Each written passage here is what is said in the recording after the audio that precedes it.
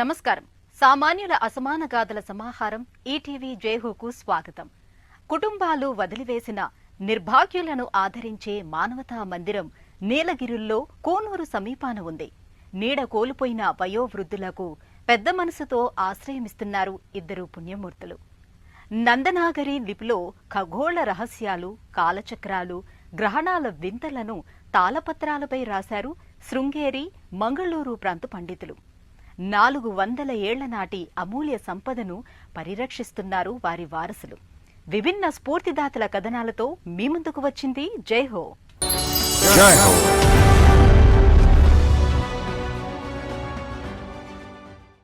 మనసులు ఇరుకై జన్మనిచ్చిన వారే బరువైనట్లు భావిస్తున్నప్పుడు, పలకరించే మనుషులు కానరానప్పుడు, అసలు నిలువ నీడనే కోల్పోయినప్పుడు, మరే దారి లేనప్పుడు ఆశలింకిన ఎడారిలో కనపడే ఒయాసిస్సులు వృద్ధాశ్రమాలు. నీలగిరుల్లో కోనూరు సమీపాన దెనాలిలో అలాంటి వారికి అంబాలయం పేరుతో ఓ చలువ పందిరి వేసి ఆశ్రయమిస్తున్నారు రామమూర్తి, రాజేశ్వరి దంపతులు. నిస్వార్థ సేవతో మానవ సంబంధాలను సుసంపన్నం చేస్తున్నారు. మనిషికి మలి సంధ్య వృద్ధాప్య దశ.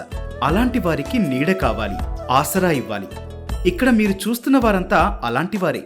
వీరంతా అనుభవాలు పండినవారు, జీవన చరమాంకంలో ఉన్నవారు. మునిమాపు దశలో కన్నబిడ్డలకు బరువై ఆదరణ కరవై ఇక్కడికి చేరినవారు. ఉమ్మడి కుటుంబాలు కనుమరుగు కావటంతో పెద్దల సంరక్షణకు భరోసా కరవైంది. తమిళనాట నీలగిరులలో అలాంటి వారి కోసమే రామమూర్తి, రాజేశ్వరి దంపతులు పనిచేస్తున్నారు. కూనూరు దగ్గర దెనాలిలో 20 ఏళ్ల క్రితం ఆరంభించిన వృద్ధులు అనాథల ఆశ్రమం ఆదర్శ స్ఫూర్తితో కొనసాగుతోంది. రామమూర్తి తమిళనాడు ఆరోగ్య శాఖలో విశ్రాంత ఉద్యోగి. ఓ రోజు ఆయన ఇంటికి కుష్ఠరోగి అయిన మహిళ వచ్చారు. దంపతులు పెద్ద మనసుతో స్వాగతించి ఆశ్రయమిచ్చారు. నీలగిరి మావట్టం, కున్నూరు తాలూకా. మాది నీలగిరి జిల్లా కూనూరు తాలూకా కేతి గ్రామంలో పుట్టాను. హెల్త్ ఇన్స్పెక్టర్ గా చేరి హెల్త్ సూపర్వైజర్ గా, తర్వాత హెల్త్ ఆఫీసర్ గా ఉద్యోగోన్నతి పొందాను. నేనిప్పుడు నిల్చునున్న స్థలం అంబాలయం వృద్ధాశ్రమం. 2003లో ప్రారంభించాం. ఇందులో వృద్ధులు అనాథల సంరక్షణను చూసుకుంటాం. రామమూర్తి దంపతుల ఔదార్యం అందరికీ తెలిసిపోయింది. కొద్ది రోజులకే అలాంటి వృద్ధురాలే మరొకరు వచ్చి ఆ ఇంట చోటివ్వాలని కోరింది. వారు ఆమెను వెళ్లిపోమని చెప్పలేదు, తమ ఇంట ఉండేందుకు చోటిచ్చారు. కుష్ఠరోగంతో సామాజిక వివక్షను ఎదుర్కొంటున్న రోగులకు అలా నీడ కల్పించి ఆదరించారు.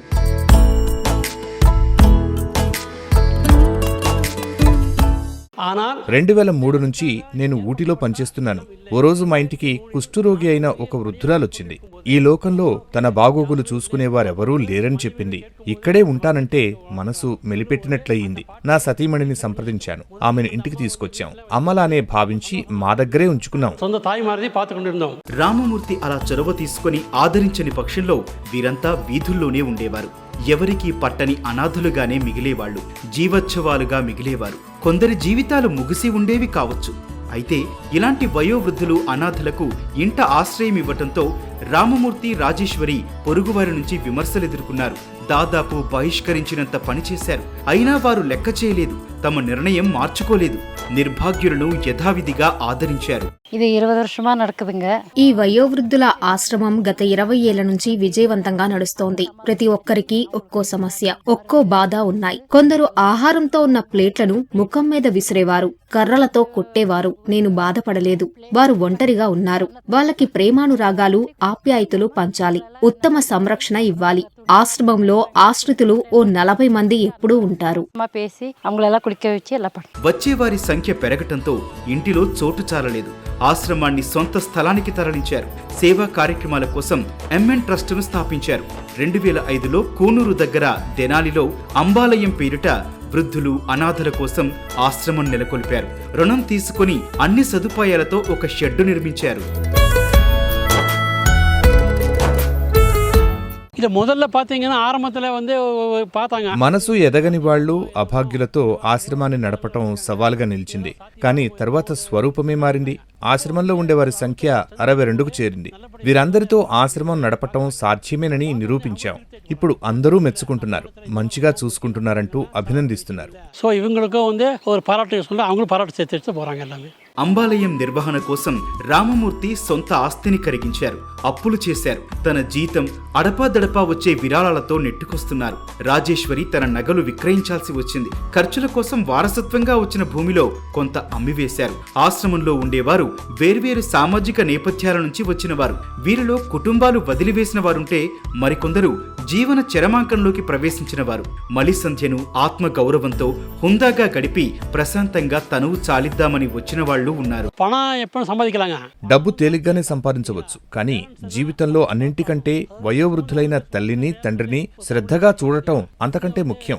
ప్రతి ఒక్కరూ గుర్తుంచుకోండి, కన్నవారంటే పుట్టినప్పట్నుంచి మనల్ని భరించేవారు.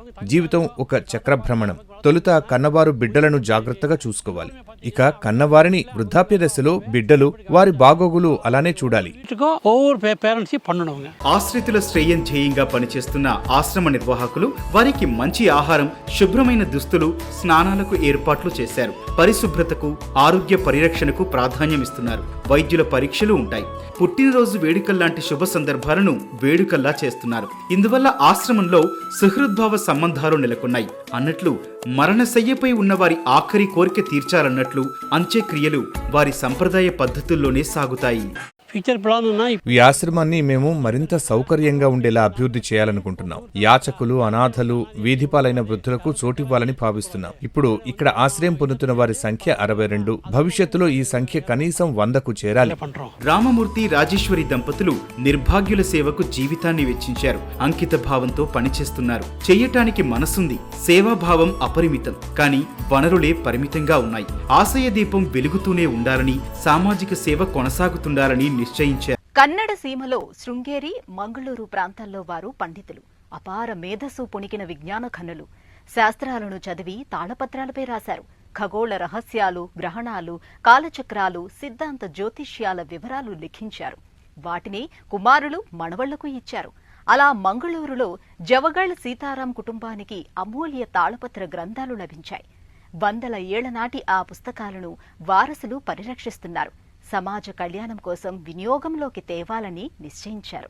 ఇతిహాసపు చీకటి కోణపు అట్టడుగున పడి కనిపించని కథలన్నీ కావాలిప్పుడు. పూర్వీకుల తాళపత్ర పుస్తకాల్లో విజ్ఞానాన్ని శోధించి సామాజిక శ్రేయస్సుకు ఉపయోగించడము కావాలిప్పుడు. ఖగోళ రహస్యాలను ఆవిష్కరించే అలాంటి చరిత్ర కన్నడ సీమలో నంది నాగరి లిపిలో ఉంది.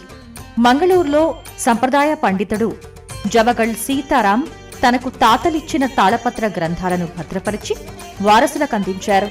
ప్రాచీన తాళపత్ర పుస్తకాలు ఖగోళ రహస్యాలను వెలుగులోకి తెచ్చాయి. ఈ రాతప్రతులను వెలుగులోకి తెచ్చిన ఖ్యాతి సీతారాంగా సుపరిచితులైన జవగల్ సీతారామయ్యకే దక్కింది. ఆయన శృంగేరి కులపతి శంకర్ నారాయణ మనవడు. ఇప్పుడు ఆయన మన మధ్య లేరు. సీతారామన్ తన జీవితకాలమంతా తాళపత్ర ప్రతులపై ఆసక్తి చూపేవారు. తన ప్రయత్నాలే ఈ కార్యక్రమాన్ని ముందుకు తీసుకెళ్లేందుకు మాకు తోడ్పడ్డాయి. అమూల్య తాళపత్ర పుస్తకాల నిన్నటి సంరక్షకుడు సీతారాం జవగళ్ వారసులు ఇప్పుడు ఆ బాధ్యత తీసుకున్నారు. పూర్వీకులు 100 ఏళ్ల క్రితం వారసత్వంగా ఇచ్చిన ఈ జ్ఞాన సంపదను ఆయన భద్రంగా పరిరక్షించి తన వాళ్లకిచ్చారు. కొన్ని పత్రాలను చదివి అర్థం చేసుకున్నారు, విశ్లేషించారు. వీటిలో ఖగోళ శాస్త్ర రహస్యాలున్నాయని ఆయన లోకానికి చాటడంతో పరిశోధకులలో, పండితులలో ఆసక్తి ఏర్పడింది. అది 2008వ సంవత్సరం. తాత శంకర్ నారాయణ్ తనకిచ్చిన తాళపత్ర గ్రంథాలను మనవడు జవగల్ సీతారాం ఓ రోజు తాపిగా తిరగేస్తున్నారు. కన్నడ లిపిలో రాసిన రాతలు కనిపించాయి. తమకు అందిన ఆ తాళపత్ర పుస్తకాలలో 400 ఏళ్ల నాటివి ఉన్నాయి. వాటిని భద్రపరిచి భావితరాలకు అందించాలని ఆయన ఆకాంక్షించారు. ప్రాచీన వైజ్ఞానిక ఊసులు నేటికి పాత కథలలో, బోధనల్లో ప్రతిఫలిస్తాయని, ప్రతిధ్వనిస్తాయనంటారు ఓ చరిత్రకారుడు. తాళపత్ర పుస్తకాల్లోని ఖగోళ శాస్త్ర రహస్యాల ఆవిష్కరణ పండితులు, ఔత్సాహికుల్లో ఆసక్తి పెంచింది.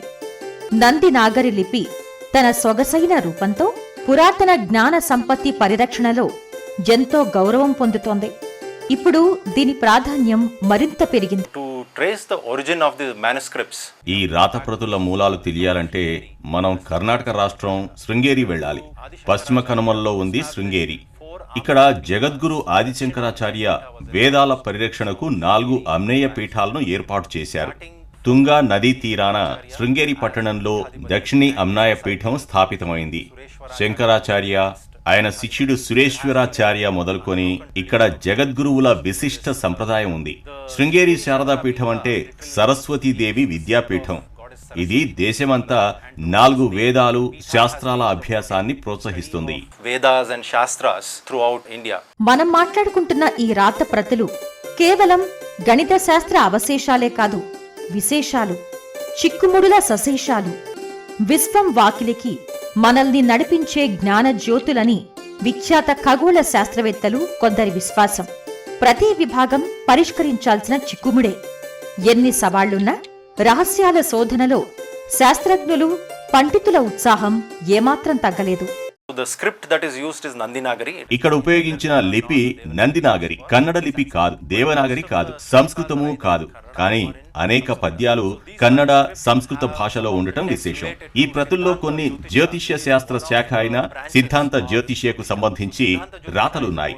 ఇవి ఆర్యభట్ట, మరికొందరు పండితులు రాసిన ఖగోళం, గ్రహాల కదలిక, గ్రహణాల విశేషాలు. మన పండితులు రాసిన ఈ ప్రాచీన్య గ్రంథాల మీద వీరి వ్యాఖ్యానాలు, విశ్లేషణలున్నాయి. It's written by our ancestors. Sitaram Javagal ఓ అనుభూతిని పంచుకుంటున్నారు. ఆయన మాటల్లో ఈ ప్రాచీన విజ్ఞాన సర్వస్వం ముందు నిల్చోవడమే ఓ వినయాన్విత అనుభవమట. అన్నట్లు తాళపత్ర జ్ఞాననిధి సంరక్షణకు, జ్ఞాన సంపదను అందరికీ అందించే కృషిలో ఆయన తపన, అంకిత భావాన్ని సహచరులు, చరిత్రకారులు ప్రశంసించారు. ఈ పుస్తకాల తాళపత్రాలు తిరగేస్తుంటే ఖగోళ శాస్త్రంపై అవగాహన పరిచిన వస్త్రంలా విస్తృతమవుతోంది. ఖగోళ విశేషాలు, ప్రపంచ కాలచక్రాల కదలికలు, అంతర్దృష్టిని పరిచయమవుతుంది. This is a book of Valmiki Ramayana. ఈ పుస్తకం సంస్కృతంలో రాసిన వాల్మీకి రామాయణం, తర్వాత నందనాగరి లిపిలోనూ రాశారు. ఆయన పరిరక్షించిన ఈ రాత ప్రతులతో శ్రీపతి రత్న రాసిన జ్యోతిష రత్నమాల పుస్తకం ఉంది. ఇది శ్రీపతి విశదీకరించిన ఖగోళ శాస్త్రం. మరో ముఖ్యాంశం ఏమిటంటే వీటిలో 5 పుస్తకాలున్నాయి. అవి గ్రహణముకుర, గ్రహణ దర్పణం, తంత్రదర్పణం, తంత్రాల అద్దం, కరణాభరణం. కరణాభరణం అంటే కరణాల దర్పణం, గణిత గణాది అంటే గణిత దర్పణం. చోళరాజు సూర్య సిద్ధాంతం ఆధారంగా అక్షరీకరించిన గ్రహణ రత్నాలు It ఉన్నాయి. also has a copy of written by Cholaraja based on the Surya Siddhanta. సాంకేతికత ఆధిపత్య కాలమే ఇది. అయినా ప్రాచీన పరిజ్ఞాన ప్రాధాన్యమేమీ తగ్గలేదు. పైగా వాటి ప్రభ మరింతగా వెలిగిపోతోంది. ఈ రాత ప్రతులన్నీ పూర్వీకులు తమ జ్ఞానసుమాలతో కూర్చిన మణిహారం అనుకోవచ్చు. వారి జ్ఞాన సంపత్తిని జ్ఞాపకం చేస్తాయి. ఈ సంపదను అలా కృతజ్ఞతగా, ఆరాధనగా చూస్తున్న వారసులకు ఓ విషయం బోధపడింది. ఇవి ఆషామాషి పుస్తకాలేవీ కావని, విశ్వరహస్యాలను ఆవిష్కరణకు, ఉజ్వల భవిష్యత్తుకు దారి చూపుతాయని అనిపించింది. వీటి శోధనకు అందుకు సులభ మార్గం ఏదో సూచించే ఉంటారని భావించారు. Manuscript we consider సుసంపన్నమైన ఈ రాత ప్రతులు మేమెంతో ముఖ్యమైనవిగా పరిగణిస్తాం. వీటిని సిద్ధాంత జ్యోతిష అంటారు. జ్యోతిష్యంలో 3 విభాగాలున్నాయి. అవి హోర, సంహిత, సిద్ధాంత. హోర విభాగం ఫల జ్యోతిష్యానికి సంబంధించింది. సిద్ధాంత జ్యోతిష ఖగోళం, గ్రహాల కదలిక, కాలచక్రాలు, సూర్యచంద్ర గ్రహణాంశాలను చెబుతుంది. కాలక్రమంలో ఈ సిద్ధాంత జ్యోతిష సిద్ధాంత, తంత్ర, కరుణ అనే 3 విభాగాలయ్యాయి. Tantra and Karana. జీవన చరమాంకంలో నిరాధారణకు గురై తోడు నీడా కోల్పోయిన పెద్దలు, వయోవృద్ధులకు ఆశ్రయమిచ్చి సేవ చేస్తున్న మానవతామూర్తులు రామమూర్తి, రాజేశ్వరి దంపతులు. కుటుంబ వారసత్వ సంపదగా వచ్చిన తాళపత్ర పుస్తకాలను పరిరక్షించి సామాజిక శ్రేయానికి ఉపయోగించాలి అని నిశ్చయించిన జవగళ సీతారాం వారసులు. అందరూ ఆదర్శనీయులే. మరిన్ని కథనాలతో వచ్చే వారం జైహోలో మళ్లీ కలుద్దాం. నమస్కారం.